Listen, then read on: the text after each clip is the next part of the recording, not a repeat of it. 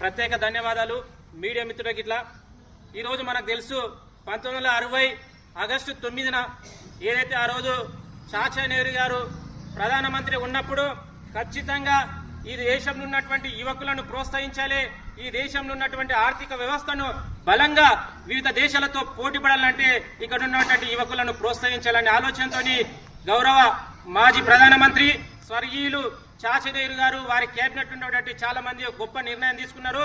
ఆ నిర్ణయమే ఈరోజు లక్షలాది మంది కోట్లాది మంది ఈరోజు ఉత్తర భారతదేశం నుండి దక్షిణ భారతదేశం వరకు యువజన కాంగ్రెస్ నాయకులు అనేక మందిని ఉత్పత్తి చేసిన గొప్ప సంస్థ యువజన కాంగ్రెస్.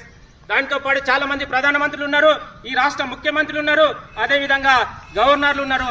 అనేక మందిని ఉత్పత్తి కేంద్రంగా పనిచేసిన యువజన కాంగ్రెస్ ఆయుర్వేద దినోత్సవ సందర్భంగా మరొకసారి ఈరోజు కోడంగల్ నియోజకవర్గంలో ముఖ్యమంత్రి వారి గృహంలో జెండా ఆవిష్కరణ కార్యక్రమాన్ని చేసుకున్నందుకు చాలా గర్వంగా ఉంది.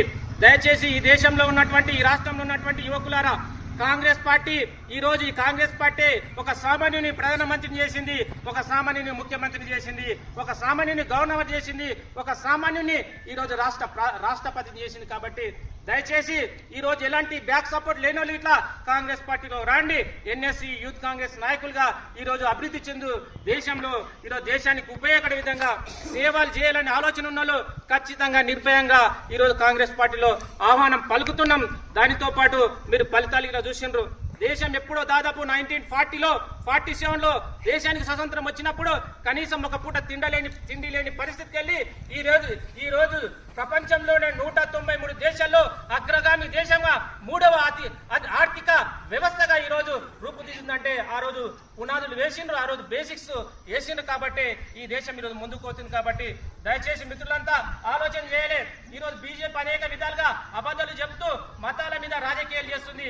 కానీ మాకు మతాలు కాదు, మాకు కావాల్సింది ఈ దేశంలో ఉన్నటువంటి ముస్లింలు, ఈ దేశంలో ఉన్న క్రిస్టియన్స్, ఈ దేశంలో ఉన్నటువంటి హిందువులు, ఈ దేశంలో ఉన్నటువంటి సిక్కులు వీళ్ళందరూ కలిస్తేనే భారతదేశం ముందుకు పోవాలంటే ఈ వ్యవస్థ మొత్తం ముందుకు పోవాలని నమ్మిన సిద్ధాంతం కోసం ముందుకు పోతున్న కాంగ్రెస్ పార్టీ.